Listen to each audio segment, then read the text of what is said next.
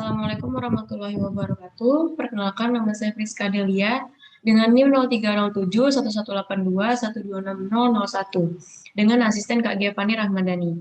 Kali ini saya akan menjelaskan materi tentang proses pemfosilan dari praktikum paleontologi. Fosil dari bahasa Latin fossa, yang berarti menggali keluar dari dalam tanah.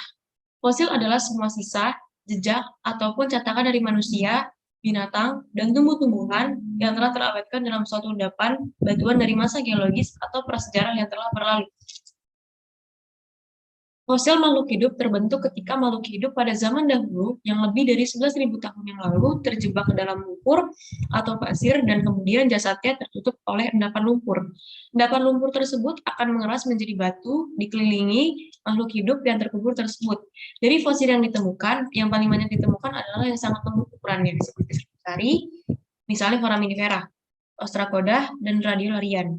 Sedangkan hewan yang besar biasanya hancur bercerai-cerai, dan bagian tertentu itu yang dijadikan fosil. Bentuk fosil ada dua macam, yaitu fosil cetakan dan jejak fosil. Fosil cetakan terjadi jika kerangka makhluk hidup yang terjebak di endapan lumpur meninggalkan bekas, misalnya tulang. Pada endapan tersebut yang membentuk cetakan. Jika cetakan tersebut berisi lagi dengan endapan lumpur, maka akan terbentuk jejak fosil persis seperti kerangka aslinya. Berdasarkan ukurannya, jenis fosil dibagi menjadi 3, yaitu makrofosil, mikrofosil, sama nanofosil. Kalau makrofosil itu tanpa alat bantu. Kalau misalkan mikrofosil dan nanofosil itu sama-sama menggunakan mikroskop. Perbedaan dari mikrofosil sama nanofosil adalah kalau nanofosil itu dengan mikroskop yang dengan perbesarnya 1000 kali. Kalau misalkan mikrofosil hanya mikroskop biasa. Nah, kegunaan fosil itu yang pertama ada untuk mengidentifikasi unit-unit stratigrafi permukaan bumi atau untuk mengidentifikasi umur relatif, posisi relatif batuan yang mengandung fosil. Identifikasi ini dapat dilakukan dengan mempelajari fosil indeks. Persyaratan bagi suatu fosil untuk dapat dikategorikan sebagai fosil indeks adalah yang pertama, terdapat dalam jumlah yang melimpah dan mudah diidentifikasi. Yang kedua, memiliki distribusi horizontal yang luas, tapi dengan distribusi vertikal yang relatif pendek, kurang dari lebih dari 1 juta tahun yang lalu. Yang kedua, menjadi dasar dalam mempelajari paleoekologi dan paleoklimatologi. Struktur dan distribusi fosil diasumsikan dapat mencerminkan kondisi lingkungan tempat tumbuhan tersebut tumbuh dan bereproduksi.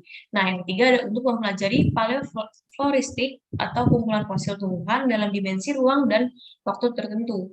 Hal ini dapat memberikan gambaran mengenai distribusi populasi, tumbuhan, dan migrasinya sebagai respon terhadap perubahan yang terjadi pada lingkungan masa lampau. Yang keempat, menjadi dasar dalam mempelajari evolusi tumbuhan, yaitu dengan cara mempelajari perubahan suksesional tumbuhan dalam kurun waktu geologi. Persyaratan terbentuknya fosil itu adanya badan air, adanya sumber sedimen anorganik dalam bentuk partikel atau senyawa terlarut. Dan yang ketiga, adanya bahan tumbuhan atau hewan yang akan menjadikan fosil tersebut. Proses pemfosilan atau fosilisasi. Fosilisasi merupakan proses penimbunan sisa-sisa hewan atau tumbuhan yang terakumulasi dalam sedimen atau endapan-endapan baik yang mengalami pengawetan secara menyeluruh, sebagian ataupun jejaknya saja. Terdapat beberapa syarat terjadinya pemfosilan, yaitu antara lain, yang pertama ada organismenya mempunyai bagian tubuh yang keras, kedua mengalami pengawetan, ketiga terbebas dari bakteri pembusuk, yang keempat terjadi secara alamiah, yang kelima, mengandung kadar oksigen dalam jumlah yang sedikit. Yang terakhir ada umurnya lebih dari 10.000 tahun yang lalu. Nah, ada fosil hidup. Istilah fosil hidup adalah istilah yang digunakan suatu spesies hidup yang menyerupai sebuah spesies yang hanya diketahui dari fosil. Beberapa fosil hidup antara lain ikan dan pohon ginkgo. Fosil hidup juga dapat mengacu kepada sebuah spesies yang hidup yang tidak memiliki spesies dekat lainnya, atau sebuah kelompok kecil spesies dekat yang tidak memiliki spesies dekat lainnya. Contoh dari kriteria terakhir ini adalah Nautilus.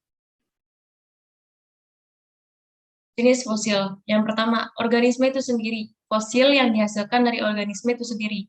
Yang kedua, sisa-sisa aktivitasnya, atau disebut juga dengan trace fosil. Nah, yang terakhir ada proses yang memengaruhi terbentuknya fosil.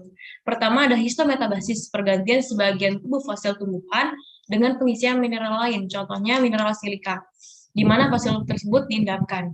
Nah, yang kedua ada permineralisasi, histometabasis pada binatang.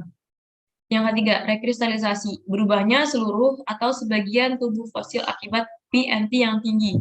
Sehingga molekul-molekul dari tubuh fosil yang non-kristalin akan mengikat agregat tubuh fosil itu sendiri menjadi kristalin. Yang keempat, replacement, mineralisasi, petrifikasi, disebut juga dengan pergantian seluruh bagian fosil dengan mineral lain. Yang kelima ada dehidrasi, leaching, dan pelarutan. Yang keenam ada mold atau depression, fosil berongga dan terisi mineral lempung. Yang ketujuh, trail and track. Kalau trail itu cetakan atau jejak kehidupan binatang purba yang menimbulkan kenampakan yang lebih halus. Kalau track sama dengan trail, tapi namun ukurannya lebih besar. Nah, ada burrow, lubang-lubang tempat tinggal yang ditinggalkan binatang purba.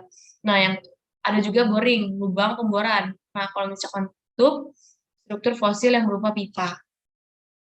Dan pemaparan materi proses pemfosilan dari saya ucapkan terima kasih.